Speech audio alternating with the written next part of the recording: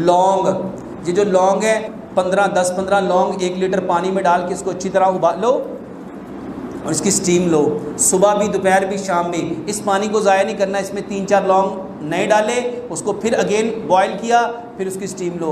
वल्लाह इतना ज़बरदस्त इलाज है। मेरे पास 4-5 पेशेंट ऐसे हैं जो कहते हैं डॉक्टर साहब जब से ये लौंग की भाप लेना शुरू की हमने वो इनहेलर यूज़ करना बंद कर दिया। लौंग। तीसरे नंबर पे मेरे मोहतरम भाई और बहनों, अदरक, लहसुन और दालचीनी का कावा बेहतरीन दवाई है।